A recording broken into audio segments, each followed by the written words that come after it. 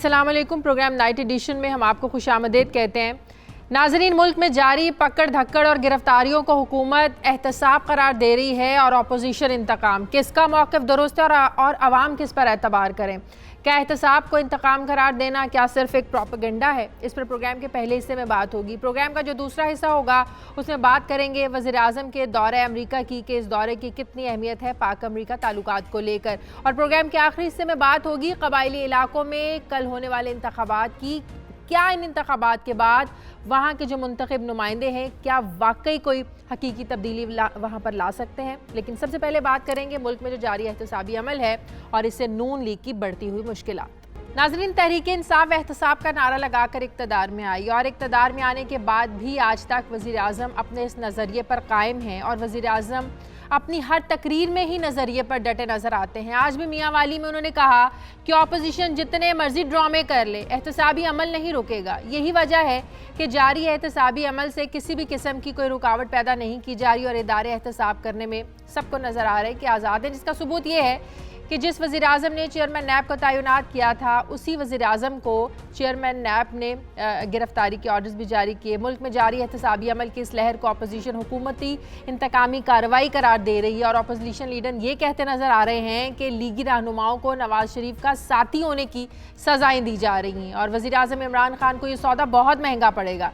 जबकि opposition leader ने बरतानवी अखबार के खिलाफ केस दायर करने का भी ऐलान किया। दूसरी जानिब नैब ने शहबाज फैमिली के तमाम असासे मुंजमद करने के लिए इदारों को ख़त लिख दिया है। सवाल ये है कि नून लीग के गिर्द तंग होता एहतसाब का शिकंजा नून लीग के लिए मज़ीद किन मुश्किलात का बायस बन सकता है? सवाल ये है कि क्या वाकई हुकूमत इंतकामी कार्रवाइयाँ कर रही है या फिर अपोजिशन केसेस से बचने के लिए और आवाम में मकबूल होने के लिए तमाम प्रोपेगेंडा कर रही है? और उससे बढ़ के आम सवाल ये भी है कि अपोजिशन रहनुमा जो अपनी गिरफ्तारियों पर वावेला मचाते हैं, शोर मचाते हैं, आखिर किसी भी फोरम पर अपनी बेगुनाही साबित करने में क्यों नाकाम रहते हैं? इन्हीं पर हम बात करने जा रहे हैं। मुस्लिम लीग नून के रहनुमा मियाँ जावेद लतीफ़ साहब ने हमें ज्वाइन किया। अस्सलाम वालेकुम, बहुत शुक्रिया जावेद लतीफ़ साहब। जावेद लतीफ़ साहब, हम सब ये जानते हैं कि शेख रशीद साहब ये कहते रहे हैं कि LNG जो मामला है ये 200 बिलियन की करप्शन का मामला है जिसमें खाकान अब्बासी साहब पार्टनर हैं। ये शेख रशीद साहब ये बात करते रहे हैं। फिर जब खाकान अब्बासी साहब प्राइम मिनिस्टर बने तब शेख रशीद साहब ने उनकी नाअहली के लिए सुप्रीम कोर्ट में दरख्वास्त भी दायर कर दी। सुप्रीम कोर्ट ने उस दरख्वास्त को मुस्तरद कर दिया और ये कहा कि जो दरख्वास्त गुजार है वो LNG केस को केस लेकर नैब में भी जा सकता है, नैब से रुजू कर सकता है। फिर उन्होंने नैब से रुजू किया और अब बिलाखिर नैब ने शायद खाकान अब्बासी साहब को गिरफ्तार कर लिया है। अब फिर हम सबको ये भी पता है कि इमरान खान साहब का ये अज़म था कि वो किसी को नहीं छोड़ेंगे। साथ ये भी कहते रहे कि जो नैब है इंडिपेंडेंट इदारा है, हुकूमत की ये कार्रवाइयाँ नहीं है। आखिर ये नून लीग के साथ हो क्या रहा है? जिस तरह कार्रवाइयाँ चल रही हैं उससे तो ये तासुर मिल रहा है ये सिलसिला रुकने वाला नहीं है और भी लोग मजीद गिरफ्तार होने वाले हैं। लतीफ़ साहब मैं ये कहूँगा, अभी आपने अपनी इब्तदाइये में जो बात की है ना खुद ही, कि जो उसका इंतखाबी नारा था जो इंतखाबात के दौरान कहते थे, मुझे ये बताएं कि मां सिवाय इस बात के कि मैं किसी को नहीं छोड़ूंगा, इस बात पर तो वो अमल कर रहे हैं सख्ती से।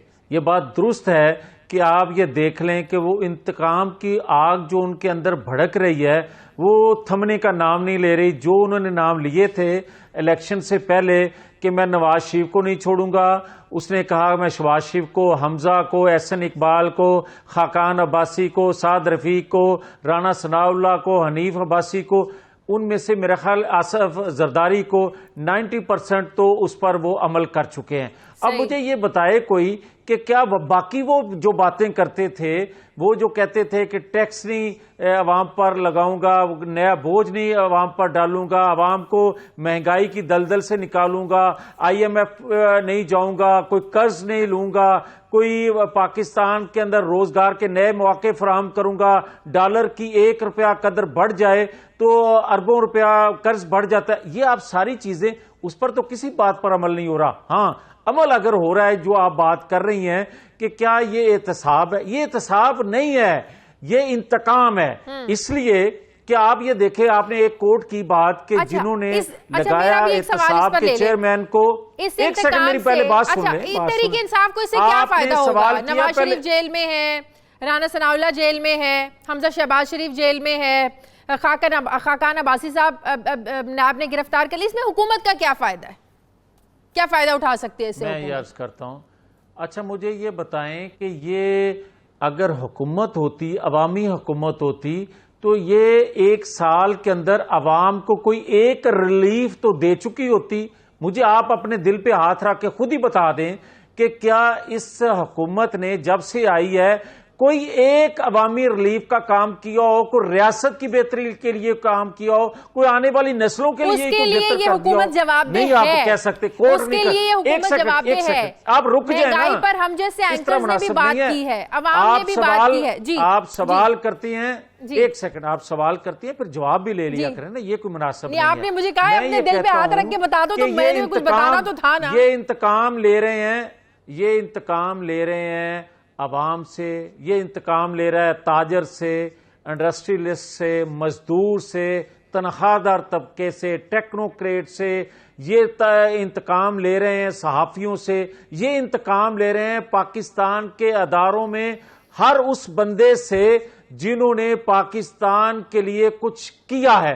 مجھے یہ بتائیں کہ اگر احتساب ہی ہوتا تو کیا احتساب کمیشن کا خیبر پختونخوا میں جو حشر ہوا ہے یہ ہوتا؟ اگر احتساب ہی ہوتا تو 10 ماہ کے اندر 2 D G NAB Khyber Pakhtunkhwa کے چینج ہوئے ہیں یا اسی طرح ہوتے؟ مجھے یہ کو بتائے کہ 1 لاکھ روپیہ ٹیکس دینے والے پاکستان کے اندر لاکھوں اور لوگ ہیں. کیا 300 کنال کے گھر میں کوئی اور بھی لاکھ روپیہ ٹیکس دینے والا رہتا ہے؟ کیا کوئی پاکستان کے اندر اس طرح کی لگژری لائف گزارنے والا لاکھ روپیہ ٹیکس دینے والا کوئی اور بھی ہے؟ مجھے یہ کوئی بتائے کہ کیا، ایک سیکنڈ سنیں بات سن لیں پہلے. میں یہ کہتا ہوں کہ کیا پاکستان کے اندر کوئی ایسا ادارہ ہے جو اس کی بھی انویسٹیگیشن کر سکے؟ کیا پاکستان کے اندر کوئی ایسا ادارہ ہے جو عمران خان کو یہ کہہ سکے کہ آپ بھی احتساب کے کٹہرے میں آئیں؟ میں یہ کہتا ہوں کہ آپ نے کورٹ کی بات، آپ نے کہا شیخ رشید کہتے تھے کہ LNG میں گھپلے ہوئے ہیں معاہدے میں، آپ کہتے تھے کہ قطر سے جو ڈیل ہوئی ہے. آپ سنیں، عالمی ادارے کوٹ کرتے ہیں LNG قطر کا معاہدہ جو ہے، وہ کہتے ہیں کہ قطر نے اپنے فی یونٹ کرنٹ ریٹ سے بھی پاکستان کے ساتھ جو معاہدہ کیا اس سے کم کیا ہے، اور جس سے پاکستان کو 600 ملین US ڈالر بچا ہے. بھائی آپ جو مرضی کہتے رہیں، آپ جو کہتے رہیں، دوسروں کی سننا نہیں آپ چاہتے، تو میں تو فیکس فگر سے بات کر رہا ہوں. میں یہ کہہ رہا ہوں کہ انہوں نے یہاں تک ہی نہیں رکے، انہوں نے قطر سے جو معاہدہ کیا 10 سال کا جو معاہدہ تھا، کبھی اس طرح معاہدے نہیں ہوتے.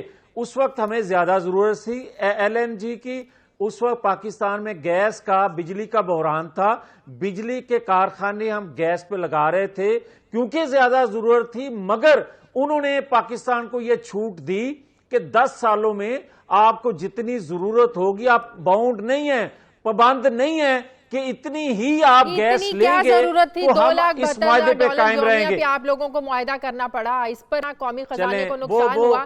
اس کا جواب، اسی کا جواب تو نیب مانگ رہی ہے. کرنا چاہتی ہیں، شیخ رشید کی بولی بولنا چاہتی ہیں، میں بالکل وکالت نہیں کر رہی. مگر میں جو فیکٹس فگر ہے میں نے وہ آپ کو بتا دی ہیں. تیسرا میں یہ کہوں گا کہ پاکستان کی ہسٹری میں اگر کوئی شریف النفس، کوئی وزیر اعظم دیانتدار آیا ہے جس نے ڈیلیور کیا ہے پاکستان کو، سرو کیا ہے، جس نے، وہ 3 دفعہ کا وزیر اعظم ہے، وہ آج جیل میں ہے، اور ایک دفعہ وزیر اعظم 1 سال جو رہا، اتنے کرپشن کے الزامات کیسے لگے، آج وہ جیل میں کیوں ہے؟ بہرحال ہمارا کام سوال کرنا ہے. اس حکومت پر تنقید بھی ہم کرتے ہیں. اس حکومت نے مہنگائی کی، ہم نے تنقید کی.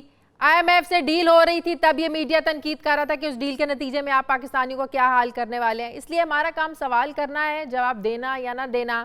ایسا تو نہیں ہو سکتا کہ جو سوال آپ کو سوٹ کریں ہم آپ لوگوں کی مرضی کے مطابق سوال کریں. اس لیے کسی پر یہ الزام لگا دینا کہ میں شیخ رشید کی بولی بول رہی ہوں یا میں تحریک انصاف کی کوئی ترجمانی کر رہی ہوں، یہ بالکل غلط ہے.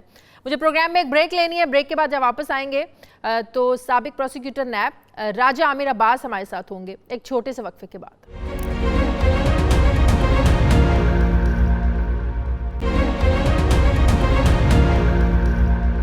بریک کے بعد آپ کو خوش آمدید کہتے ہیں. سابق پروسیکیوٹر نیب راجہ عامر عباس صاحب نے ہمیں جوائن کیا ہے. بہت شکریہ عامر عباس صاحب. عامر عباس صاحب، کل ایک بڑی ہائی پروفائل گرفتاری ہوئی ہے سابق وزیر اعظم شاہد خاقان عباسی کی، جو نون لیگ اعتراض اٹھا رہی ہے وہ یہ کہ نیب کن قواعد و ضوابط کے تحت کام کر رہا ہے. ایک واٹس ایپ پر آپ گرفتاری کر دیتے ہیں، ایک فوٹو کاپی دکھا کر آپ گرفتار کر لیتے ہیں. نیب کن گراؤنڈز پر گرفتاری کرتی ہے؟ سوال میرا آپ سے یہ ہے کہ وارنٹ گرفتاری اگر 16 کو جاری ہو گئے تھے، 18 کو طلب کیا ہوا تھا، اس کا مطلب یہ ہوا کہ کل شاہد خاقان عباسی صاحب پیش ہوتے یا نہ ہوتے اس سے کوئی فرق نہیں پڑتا تھا، کیونکہ گرفتاری کا فیصلہ پہلے ہو چکا تھا. جی شازیہ، یہ گرفتاری جو ہے نیب کے قوانین کے تحت ہے، سیکشن 24 کے تحت، اور کل اگر شاہد خاقان عباسی پیش ہو جاتے تو پھر ان کو آفس میں ہی روک لیا جاتا، تو یہ جو ٹول پلازا والا سین کریٹ ہوا یہ نہیں ہوتا.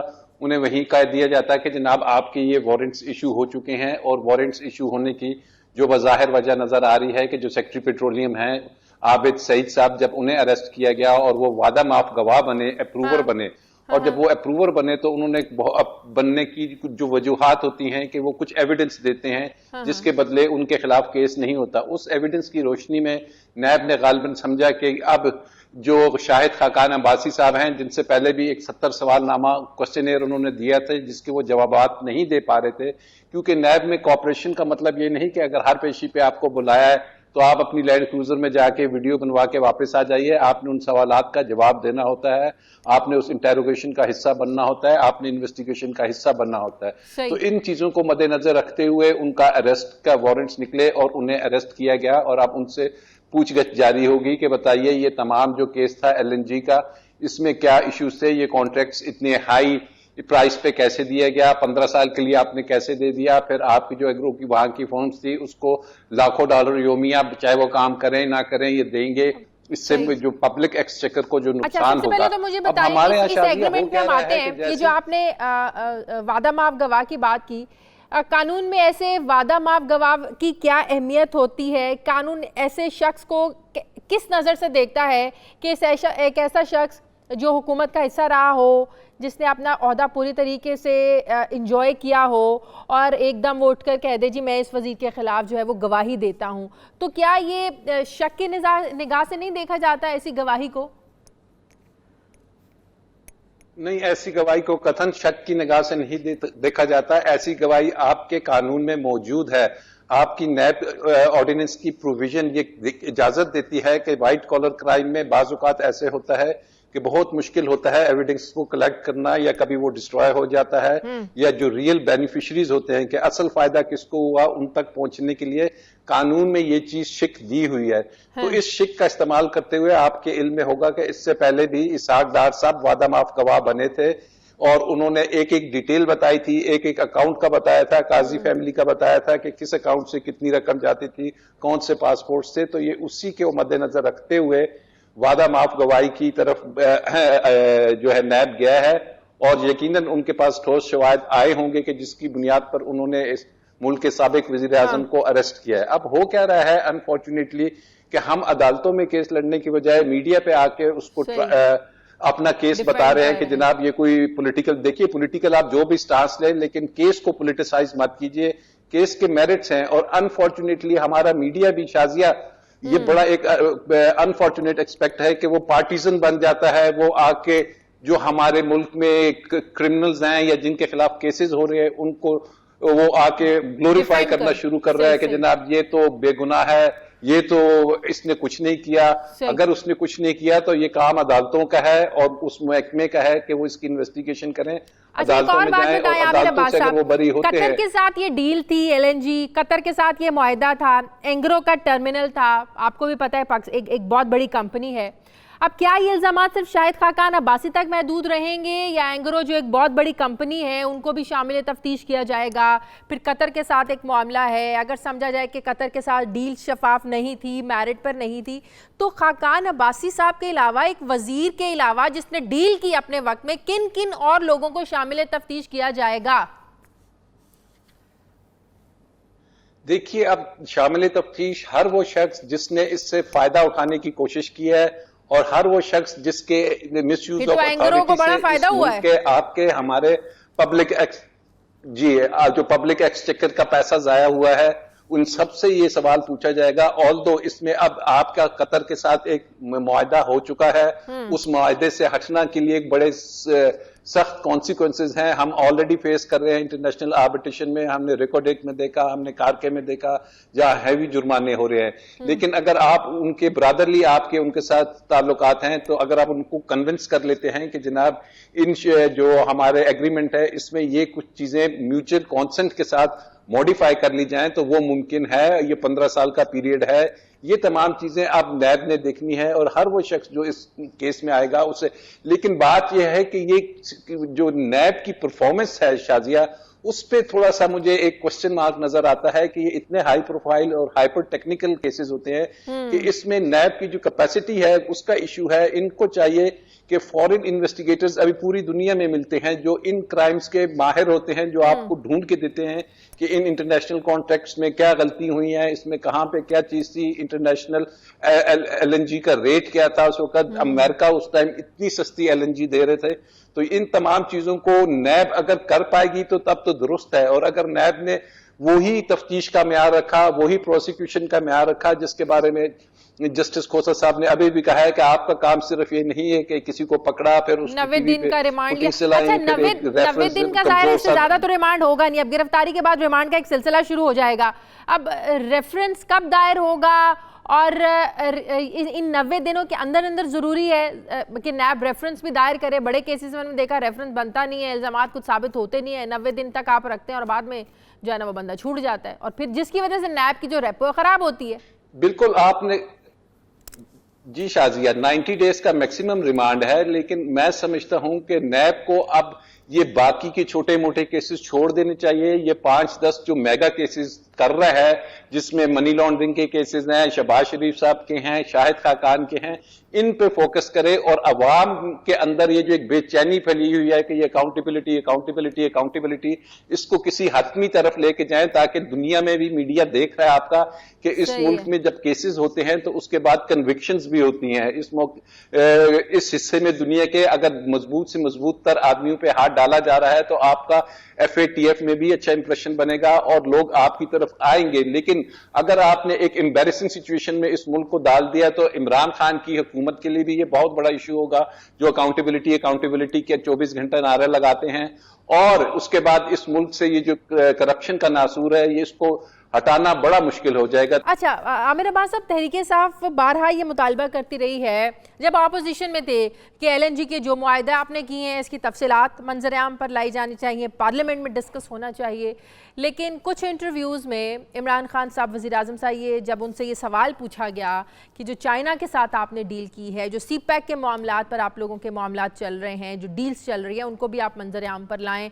और जो जब रिसेंटली इन्होंने चाइना का दौरा भी किया था, जब ये हुकूमत इक़्तिदार में आए थे ये लोग तहरीक इंसाफ वाले, तो उन्होंने कहा था नहीं नहीं जी, वो चाइनीज़ भी ये नहीं चाहते हैं कि हम जो मुआहदे की तफसीलात हैं, जो आप लोगों ने हमारे साथ एग्रीमेंट्स किए, उनको पब्लिक किया जाए, उनको आम किया जाए। तो अपने जब ये अपोजिशन के दौर में थे ये मुतालबा करते रहे, अब आपको नहीं लगता ये एक तरह से दौरा म्यार तो है, अपोजिशन को इस पर बात करने का, मीडिया को सवाल उठाने का मौका तो मिलेगा कि आप अपने बार जब अपोजिशन में थे तनकीद करते थे और जब आप खुद आज आप लोग एग्रीमेंट्स कर रहे हैं और आप इसको खुफिया रख रहे हैं? बिल्कुल, ये उनकी शायद नॉन प्रोफेशनल अप्रोच थी, क्योंकि दुनिया में जब इंटरनेशनल एग्रीमेंट्स होते हैं बिटवीन स्टेट्स, खासकर गवर्नमेंट टू गवर्नमेंट, तो आपके ट्रेड सीक्रेट्स होते हैं, आपके ट्रेड रेट्स होते हैं, आपकी कुछ ऐसी चीजें होती हैं कि जो आप दुनिया की मार्केट के सामने नहीं ला सकते, क्योंकि उससे आपके जो दुश्मन है वो फिर दूसरे ममालिक को ब्लैकमेल करते हैं, उनसे वो चीजें करते हैं। तो this is part of this agreement international, और ये पूरी दुनिया में होता है कि आप उसकी चंद क्लॉजेस ऐसी होती हैं कि जिनको पब्लिश नहीं किया जाता, वो सीक्रेट होती हैं। तो आई डोंट थिंक सो कि ये कोई नेसेसरी चीज है और हम CPEC की चीजें क्यों लाएं, अपने दुश्मनों को क्यों बताए कि जनाब हमारी फ्यूचर प्लानिंग क्या है, हमने किस साइट पे जाना है, किस इंडस्ट्री में हमने आगे जाके अपनी इन्वेस्टमेंट्स करनी है। तो ये तो एक बिल्कुल एक स्टेट के लिए जरूरी है कि वो अपने सीक्रेट्स मेंटेन करे। ठीक है, बहुत बहुत शुक्रिया। राजा आमिर अब साबिक प्रोसिक्यूटर नैब हमारे साथ थे। मुझे प्रोग्राम में एक ब्रेक लेनी है। ब्रेक के बाद जब वापस आएंगे तो बात करेंगे वज़ीर आज़म इमरान खान जो अमेरिका का दौरा करने जा रहे हैं, ये दौरा कितना अहम है पाकिस्तान और अमेरिका के ताल्लुकात को लेकर। और ब्रेक के बाद हमारे साथ यूएस से हमारे रिपोर्टर खुरम शहजाद होंगे और एक्स एम्बेसडर अजीम अकरम भी हमारे साथ होंगे एक छोटे से वक्फे के बाद।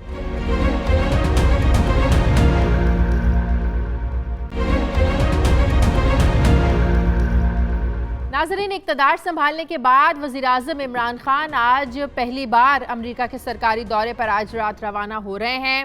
गुज़श्ता एक हफ़्ते के दौरान होने वाले वाक़यात ने इस दौरे की अहमियत को बढ़ा दिया है। आलमी अदालत इंसाफ का भारतीय जासूस दहशतगर्द के हवाले से पाकिस्तान के हक़ में फ़ैसला और कलदन तंजीम के सरबराह हाफिज़ सईद की गिरफ़्तारी और फिर इस गिरफ़्तारी पर अमरीकी सदर डोनाल्ड ट्रंप की ट्वीट।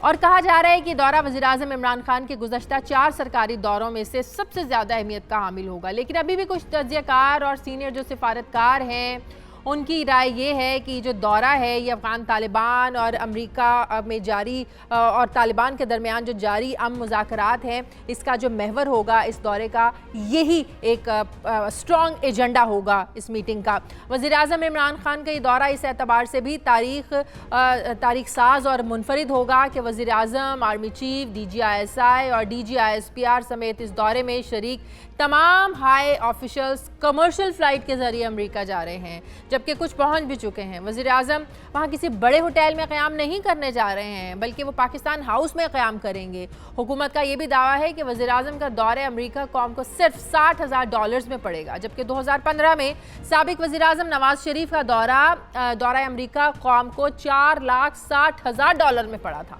मौजूदा मौशी सूरत हाल के पेश नज़र अगर देखा जाए तो इस हुकूमत का यह फ़ैसला यकीनन काबिल तहसीन है, जबकि वज़ीर आज़म के लिए फ़ैसला इसलिए भी ज़रूरी था कि इसी हफ्ते हुकूमती वज़रा और साबिक हुकूमतों के शाहाना अंदाज पर तनकीद हुई। वफाकी काबीना के इजलास में पेश किए जाने वाले दस्तावेज़ात में ये इंकशाफ हुआ था कि साबिक वज़ीर आज़म नवाज़ शरीफ ने कैंप ऑफिस और मेडिकल अखराजात की मद में 4 अरब 31 करोड़ 83 लाख रुपए सरकारी ख़जाने से खर्च किए थे, जबकि साबिक सदर आसिफ अली जरदारी ने 3 अरब 16 करोड़ 41 लाख रुपए खर्च किए। इसी तरह साबिक वज़ीर आला पंजाब शहबाज शरीफ ने सरकारी ख़जाने से 8 अरब 72 करोड़ 69 लाख रुपए खर्च किए, जबकि नवाज शरीफ साहब की सिक्योरिटी पर 4 अरब 31 करोड़ से जायद, आसिफ जरदारी की सिक्योरिटी पर 3 अरब 16 करोड़ 41 लाख 18 हज़ार रुपए खर्च हुए। इस तमाम सूरत हाल में सवाल यह है कि क्या वज़ीर आज़म इमरान खान अमेरिका जाकर जो है वो पाकिस्तान के हवाले से जो कुछ तहफ़्फ़ुज़ात हैं उनको किस तरीके से पेश करते हैं, इस पर हम बात करने जा रहे हैं। मेरे साथ खुरम शहजाद US रिपोर्टर, हमारे वहाँ से रिपोर्टर वो मौजूद हैं, और इज़मीर अकरम एक्स एम्बेसडर, उनसे भी बात करेंगे। सबसे पहले खुरम शहजाद मैं आपसे बात करती हूँ। खुरम, इस बार वज़ीर आज़म इमरान खान वाशिंगटन में हज़ारों पाकिस्तानियों से खिताब करने वाले हैं। एक नई रिवायत कायम होगी, 21 जुलाई को ये खिताब होने जा रहा है। ये किसी भी पाकिस्तानी वज़ीर आज़म के लिए एक पहला मौका होगा कि वो हज़ारों पाकिस्तानियों के सामने जो है वो इस तरह खिताब करेंगे अपने सरकारी दौरे के मौके पर। कितना अहम देखा जा रहा है इस दौरे को? पाकिस्तानी कम्युनिटी कितनी एक्साइटेड है? क्या उनके प्लान्स हैं? किस तरीके से वज़ीर आज़म को वेलकम करने वाले हैं वो लोग? जी बिल्कुल, यहाँ पे जो कैपिटल वन अरीना है जिसके अंदर 20,000 अफराद की गुंजाइश है, यहाँ पे ये जगह रिजर्व की गई है वाशिंगटन DC के अंदर। लोकल पुलिस और सीक्रेट सर्विस, अमेरिका की जो सीक्रेट सर्विस है, इसकी सिक्योरिटी को वो ऑन करेगी। इसके जो प्रिंसिपल्स और इसके जो पैरामीटर्स हैं उसको वो ऑन करेगी, उसको वो सारा मेंटेन करेगी। वहाँ पे जो सिक्योरिटी के मामलात है वो उन्होंने हैंडल कर लिए पाकिस्तान की तरफ से, पूरे अमेरिका से, कनाडा से और दूसरे यूरोपियन ममालिक से लोग यहाँ पे पहुंच चुके हैं। यहाँ पे होटल रिजर्व हैं, जो फ्लाइट्स हैं वो पहले से ही लोगों ने रिजर्व करवाई हुई हैं। वो सारी वाशिंगटन में ज्यादातर इस वक्त जो माहौल बना हुआ है वो PTI overseas Pakistani across the world वो यहाँ पे पहुंच रहे हैं। क्या ये बात दुरुस्त है कि वज़ीर आज़म के खिताब पर जो उनके लिए सारे इंतजामात किए जा रहे हैं, 8 करोड़ रुपए खर्च होंगे इस पर, और एक ताजिर शख्सियत है वो सारी बात बर्दाश्त कर रही है? जी बिल्कुल, मैंने ये सवाल भी उठाया था एक प्रेस कॉन्फ्रेंस के दौरान, तो उन्होंने कहा था $1,70,000 हमने इसको की कैश पेमेंट की है। 250,000 तक इसके एक्सपेंस जा सकते हैं, लेकिन माजी में हमने देखा कि 2 घंटों के लिए रिजर्व की हुई जगह जिसके अखराजात 3.5-4 लाख तक जा सकते हैं। तो आप ये कह सकते हैं 4-5 करोड़ रुपया स्पेंड किया जाएगा सिर्फ 2 घंटों के लिए। अच्छा। तो वो जब उनसे क्वेश्चन किया गया कि कौन इसके अखराजात को कर रहा है, तो उन्होंने बताया कि एक टेक्सास से $150,000 एक टेक्सास से बिजनेस कम्युनिटी के मेंबर ने दिए हैं। एक दो और अफराद का, एक न्यूयॉर्क से, एक वाशिंगटन से नाम लिया गया कि $250,000 उन्होंने रेज किए हैं। और जो दूसरे कम्युनिटी के जो छोटे चैप्टर्स हैं उनकी तरफ से बहुत थोड़ी डोनेशन आनी है, लेकिन ज्यादातर ये 3-4 अफराद ने पैसे डोनेट किए गए हैं इस मेगा इवेंट के लिए। खासतौर पे जो आज सवाल किया गया पाकिस्तान एम्बेसी में, जब शाह महमूद कुरैशी हमारे साथ इंटरेक्शन कर रहे थे मीडिया के साथ, पाकिस्तानी मीडिया के साथ, तो उनसे ये पूछा गया कि क़याम कहाँ पे हो रहा है, तो उन्होंने बताया कि मैं और वजीर आज़म दोनों पाकिस्तान हाउस, जो कि एम्बेसडर की रेजिडेंस होती है, वहां पे क़याम करेंगे, और जो सीक्रेट सर्विस है वहीं से उनके सारी मुलाकात करेगी। और जो मंडे को जो मुलाकात हो रही है प्रेसिडेंट ट्रंप के साथ अमेरिकी टाइम के मुताबिक दोपहर 12 बजे और पाकिस्तान टाइम के मुताबिक रात 9 बजे, वो भी वज़ीर आज़म जो इमरान खान है वो एम्बेसी पे जाएंगे, क्योंकि एम्बेसी में वो IMF चीफ से मुलाकात कर रहे हैं, वर्ल्ड बैंक चीफ से मुलाकात कर रहे हैं, उनके डेलीगेशन से मुलाकात कर रहे हैं, और उसके बाद फिर वो वहां पे जाएंगे व्हाइट हाउस। जी ठीक है, बहुत बहुत शुक्रिया खुर्रम शहजाद। हमारे ज़मीर अकरम साहब ने हमें ज्वाइन किया है। अस्सलाम वालेकुम, बहुत शुक्रिया ज़मीर साहब आपका। ज़मीर साहब, माजी के हुक्मरान भी अमेरिका के दौरे करते थे, जहाज़ भर भर कर जाते थे, सरकारी ख़जाने पर यकीनन एक बोझ पड़ता था। इस बार ना तो सहाफ़ियों से भरे जहाज़ जा रहे हैं, ना मनपसंद ताजिर शख्सियात जा रही हैं, कारोबारी अफराद जा रहे हैं। ये दौरा माजी के हुक्मरानों के दौरों से कितना मुख्तलिफ आपको लग रहा है? इसमें तो कोई शक नहीं है कि ये दौरा बहुत ही मुख्तलिफ है। आपने जो अखराजात हुए थे माजी में वो आपने जिक्र किया आपने, और उससे जाहिर होता है कि कितना फ़र्क है इस दौरे में और जो पहले माजी में जो दौरे होते रहे हैं। और दूसरी बात यह है कि अखराजात के अलावा जो वज़ीर आज़म साहब की जो मुलाकातें हैं वो भी इस लिहाज से बहुत अहम है, क्योंकि माजी में हम देखते थे कि एक फोटो अपॉर्चुनिटी होती थी व्हाइट हाउस में जाके मुलाकात होके फिर बात खत्म हो जाती थी। तो इस बार वजीर आज़म साहब का जो दौरा है इसमें प्रेसिडेंट ट्रंप के मुलाकात के अलावा और दीगर कांग्रेस के लीडर से उनकी मुलाकात है, और जैसे आपने फरमाया IMF और दूसरे जो IFCs हैं उनके लीडर से मुलाकात है। तो ये एक बहुत भरपूर किस्म का उनका एक एजेंडा है। तो ऐसे वक्त में जब CPEC की वजह से पाकिस्तान में चाइना का असर रसूख बढ़ रहा है, अफगानिस्तान से अमरीकी अफवाज का इनखला है, रशिया का पाकिस्तान से करीब होना, इन मौज़ूआत को लेकर आप क्या समझते हैं कि पाकिस्तान कितना स्ट्रॉन्ग एजेंडा लेकर जाएगा?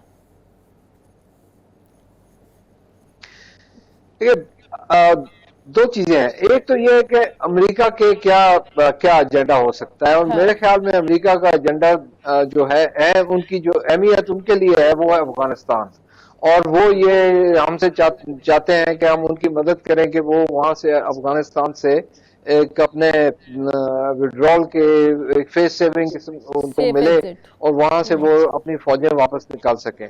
तो अमेरिका का तो ये मौकफ होगा कि पाकिस्तान हमारी इस चीज में मदद करे।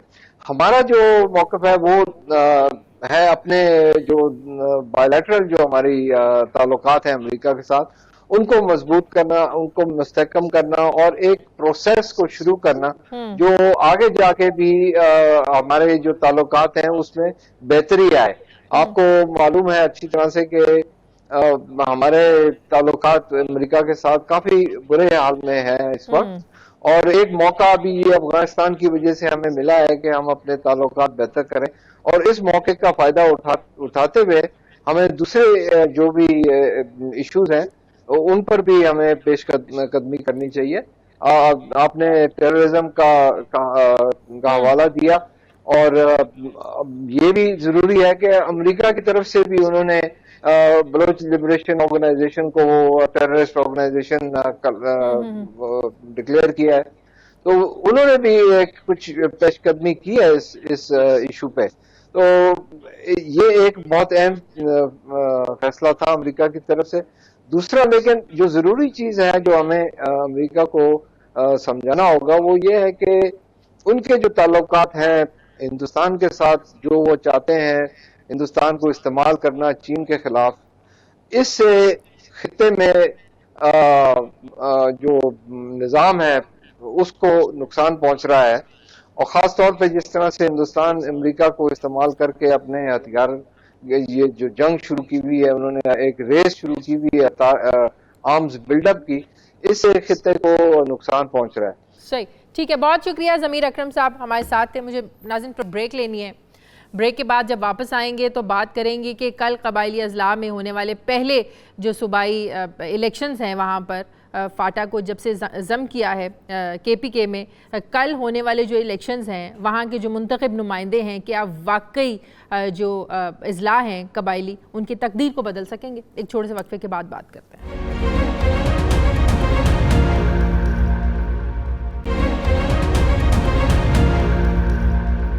بریک کے بعد ایک بار پھر سے آپ کو خوش آمدید کہتے ہیں۔ ناظرین، کل پاکستان میں ایک اور تاریخی دن ہوگا۔ کل 20 جولائی کو قبائلی اضلاع میں 16 نشستوں پر پہلی بار صوبائی اسمبلی کے انتخابات ہونے جا رہے ہیں۔ الیکشن کمیشن کی جانب سے جاری کردہ تفصیلات کے مطابق 16 حلقوں کے لیے تمام 7 اضلاع اور ایف آر علاقوں کے لیے 1897 پولنگ اسٹیشنز قائم کیے گئے ہیں، جہاں قبائلی اضلاع کے 28,01,837 مرد اور جو خواتین ہیں یہ ووٹر یہ اپنا حق رائے دہی استعمال کرنے جا رہے ہیں۔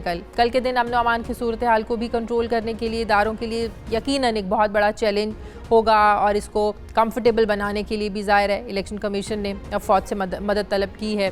قبائلی علاقے برسوں سے پسماندگی کا شکار ہیں اور یہاں بنیادی ضروریات کا ہمیشہ سے ایک فقدان رہا ہے، لیکن حالیہ الیکشن میں پہلی بار دیکھا جا رہا ہے کہ امیدوار جو ہیں وہ کافی زیادہ پرعزم ہیں اور اس خواہش کا بھی اظہار کر رہے ہیں کہ اگر وہ جیت جاتے ہیں تو یہاں کے علاقوں کے لیے لوگوں کے لیے بہت کچھ کر سکتے ہیں۔ کل قبائلی اضلاع میں ہونے والے انتخابات یوں تو ہر لحاظ سے تاریخی ہیں، لیکن کچھ تجزیہ کار اسے برسر اقتدار جماعت تحریک انصاف کی 1 سالہ کارکردگی کے لیے تناظر میں ریفرنڈم کے طور پر بھی دیکھا جا رہا ہے، جبکہ تحریک انصاف جس نے تمام سیٹوں پر اپنے امیدوار کو کھڑا کیا ہے، کل ہونے والے انتخابات کا صوبائی حکومت پر تو ظاہر ہے کوئی خاص اثر نہیں پڑے گا، لیکن موجودہ صورتحال میں کون سی پارٹی مستحکم نظر آ رہی ہے یہ چیز کھل کر سامنے آ جائے گی۔ اس پر بات کرتے ہیں، میرے ساتھ ممتاز بنگش ہمارے پشاور کی بیورو چیف وہ ہیں، اور ساتھ ہی ہمیں رحیم اللہ یوسف زئی صاحب بھی جوائن کر رہے ہیں۔ ممتاز، سب سے پہلے میں آپ سے شروع کرتی ہوں۔ ممتاز بنگش، 16 نشستوں کے لیے 284 امیدوار حصہ لے رہے ہیں، لیکن جو ایک بڑی امپورٹنٹ چیز دیکھنے میں آئی ہے وہ یہ ہے کہ صرف 80 امیدواروں کو سیاسی جماعتوں سے ٹکٹ ملے ہیں، باقی جتنے کینڈیڈیٹس ہیں وہ آزاد حیثیت میں الیکشن لڑ رہے ہیں۔ کیا سمجھا جائے، پولیٹیکل جماعتیں تیار نہیں تھیں یا ان کی جماعتوں میں شامل ہونے کے لیے کوئی تیار نہیں تھا جو اتنی بڑی تعداد میں آزاد حیثیت میں الیکشن لڑا جا رہا ہے؟ بالکل، آپ نے شاید بالکل صحیح کہا ہے۔ پولیٹیکل جماعتیں جو ہیں وہ بالکل ہی تیار نہیں تھی۔ ہم اگر پاکستان مسلم لیگ نون کی مثال لیں تو پورے صوبے جو مال ڈسٹرکٹ ہیں 16 جو نشستیں ہیں اس میں سے اس جماعت کی صرف 5 امیدوار جو ہیں وہ سامنے آئے ہیں، اور 5 امیدواروں میں سے بھی 2 امیدوار ایسے ہیں جو آپس میں بھائی ہیں، وہ ایک ہی ڈسٹرکٹ سے کھڑے کیے گئے ہیں۔ اس کے علاوہ جو باقی دیگر ڈسٹرکٹ ہیں یعنی باجوڑ اور نارتھ وزیرستان کے علاوہ اس جماعت کا کوئی امیدوار کسی ضلع میں کسی کنسٹیٹوئنسی سے کھڑا نہیں ہے۔ ایک اور مختصراً مجھے جواب دے دیں کہ 12 اضلاع میں صرف 2 خواتین کہا جا رہا ہے الیکشن میں حصہ لے رہی ہیں، جبکہ الیکشن رولز کے مطابق تقریباً سیاسی جماعتوں کو 5% آپ کو ریپرزینٹ کرنا ہے خواتین کی نمائندگی کو۔ یہ کیا وجہ ہے کہ صرف 2 خواتین اس میں حصہ لے رہی ہیں؟ کیا وجہ ٹکٹ نہیں دیا گیا؟ جی بالکل، اس میں ایک جماعت اسلامی کی خاتون ہے اور ایک آزاد ہے۔ جماعت اسلامی کی خاتون کے بارے میں بھی یہ کہا جا رہا ہے کہ ان کو بھی جہاں پہ ان کو کوئی امیدوار نظر نہیں آیا تو ایک خاتون کو انہوں نے ٹکٹ دے دیا، باقی سیاسی جماعتوں کی جانب سے بھی کسی قسم کا ٹکٹ کسی خاتون امیدوار کو نہیں دیا گیا۔ حالانکہ جو الیکشن ایکٹ ہے اس میں باقاعدہ طور پہ ذکر کیا گیا ہے کہ 5% نمائندگی جو ہے وہ خواتین کو دیں گے اور ان کو بھی ٹکٹ دیا جائے گا، لیکن کسی جماعت نے کسی خاتون کو ٹکٹ نہیں دیا، تو صرف 2 خواتین ہیں جو کنٹیسٹ کر رہی ہیں کل کے الیکشن۔ بہت شکریہ ممتاز بنگش، ہمارے ساتھ سینئر تجزیہ کار رحیم اللہ یوسف زئی صاحب نے ہم نے جوائن کیا ہے۔ بہت شکریہ رحیم اللہ یوسف زئی صاحب آپ کا۔ سب سے پہلے تو یہ بتائیے گا کیا ہو گیا ہے کہ سیاسی جماعتوں کو امیدوار ہی نہیں مل رہے ہیں، صرف 80 امیدواروں کو سیاسی جماعتوں نے ٹکٹ دیے، ایک بڑی تعداد میں جو ہیں وہ لوگ آزاد حیثیت میں حصہ لے رہے ہیں۔ آپ کو کیا لگتا ہے کہ سیاسی جماعتوں پر اعتبار نہیں رہا یا سیاسی جماعتیں تیار نہیں تھیں؟ آپ دیکھیں پاکستان مسلم لیگ نون صرف 1000 تک محدود ہو گئی ہے، 12 اضلاع میں ان کی کوئی تنظیم سازی نہیں ہے۔ دیکھیں یہ قبائلی علاقے جو ہیں ان میں یہ کوئی نئی بات نہیں ہے. یہاں پر ہمیشہ سے آزاد امیدوار زیادہ رہے ہیں, سیاسی جماعتوں کی نمائندگی کم رہی ہے. 2011 میں کہیں جا کر پولیٹیکل پارٹیز ایکٹ کا نفاذ ہوا فاٹا میں, اس کے بعد ہی قانونی طور پر سیاسی جماعتوں نے وہاں پہ کام شروع کیا ہے. لیکن آپ دیکھیں کہ ایک بڑی تبدیلی آئی ہے جب 25 جولائی کو پچھلے سال 12 قومی اسمبلی کے لیے انتخابات ہوئے سابقہ فاٹا میں. وہ ساری نشستیں جو ہیں وہ سیاسی جماعتوں نے جیتی ہیں. سارے آزاد امیدوار ہار گئے تھے. 6 نشستیں تحریک انصاف کے ہاتھ آئی تھی, 3 جمعیت علماء اسلام فضل الرحمان, 1 پیپلز پارٹی اور 2 پشتون تحفظ موومنٹ.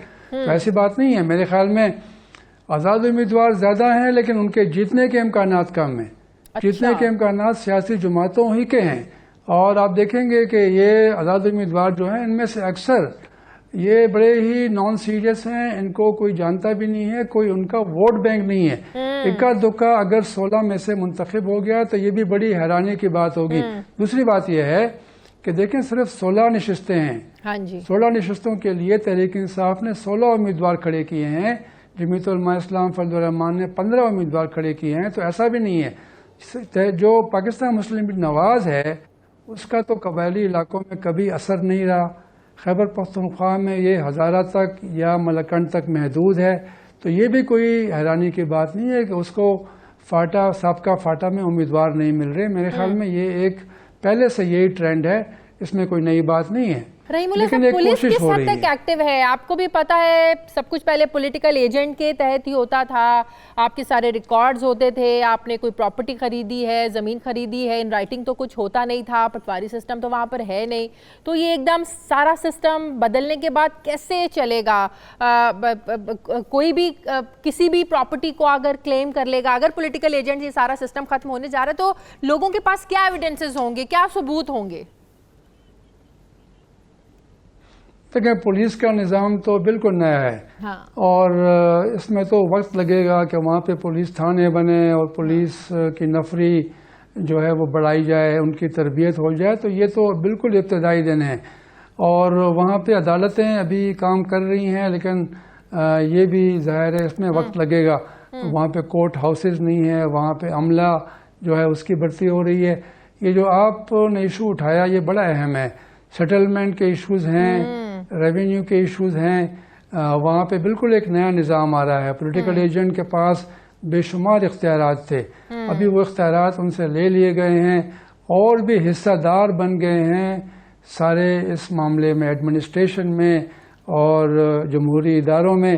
تو یہ جو نیا نظام آیا ہے اس کو مستحکم ہونے میں وقت لگے گا. میرے خیال میں یہ آہستہ آہستہ سابقہ فاٹا کے عوام اس نئے نظام کے عاضی ہو جائیں گے. وہ بھی کچھ ان کو پریشانی بھی ہے, توقعات بھی ہیں, کیونکہ ظاہر ہے وہ پچھلے نظام میں ان کو ایک کافی عرصہ ہو گیا تھا. 117 سال ایف سی آر کا نظام رہا, بالکل اس کو تبدیل کیا گیا, بالکل ایک نیا نظام آیا ہے. تو میرے خیال میں ایڈجسٹ کرنے میں بھی ٹائم لگے گا, لوگوں کو سسٹم کو سمجھنے میں بھی ٹائم لگے گا, اور لوگوں کی جو توقعات ہیں ظاہر ہے رات سے دن چڑھے گا تو سب کچھ تو ایک دم نہیں بدل جائے گا, ٹائم لگے گا. تو ایک آخری سوال کا جواب دے دیں. تو جو عدالتی سسٹم ہے, جو عدالتی نظام ہے, وہ ظاہر ہے کے پی کے گورنمنٹ کا جو قانون و ضوابط ہیں وہی چلیں گے, فوراً وہ نافذ العمل ہو جائے گا ان الیکشنز کے بعد سے؟ نہیں, آپ دیکھیں کہ یہ پشاور ہائی کورٹ اور سپریم کورٹ کی جورسڈکشن سابقہ فاٹا کے علاقوں تک بڑھا دی گئی تھی جب سے انضمام ہوا ہے, اور اس کے بعد پھر پشاور ہائی کورٹ نے جج مقرر کیے تھے اور ان کی عدالتیں فی الحال تو جو ملحقہ اضلاع ہیں سابقہ فاٹا کے ساتھ وہاں پہ کام کر رہی ہیں. اور 1-2 عدالتیں جو ہیں وہ منتقل بھی ہو گئی ہیں سابقہ فاٹا کے علاقوں میں. تو یہ آہستہ آہستہ جو جج ہیں, جو کورٹ ہاؤسز ہیں, جو پروسیکیوٹرز ہیں, وہ منتقل ہو جائیں گے سابقہ فاٹا کے علاقے میں. اور کچھ انہوں نے ایسے فیصلے بھی کیے ہیں کہ لوگوں کو تبدیلی محسوس ہوئی ہے. ایسے لوگ جو ایف سی آر کے تحت کئی سالوں سے قید تھے, ان کا ٹرائل بھی نہیں ہو رہا تھا, ان کی رہائی ممکن ہوئی ہے.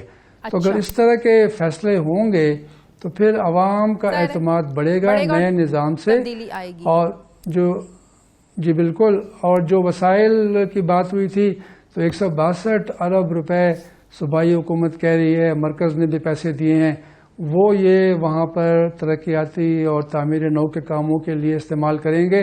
اگر یہ رقم واقعی مہیا ہو گئی اور استعمال ہو گئی تو تبدیلی آئے گی۔ ٹھیک ہے، بہت بہت شکریہ رہی یوسف زئی صاحب ہمارے ساتھ تھے۔ پروگرام کا وقت بھی ختم ہو گیا ہے، آپ سے میری ملاقات ہوگی کل۔ پروگرام کے لیے اپنا فیڈ بیک ہمیں ضرور دیجیے گا، اپنا خیال رکھیے گا، اللہ حافظ۔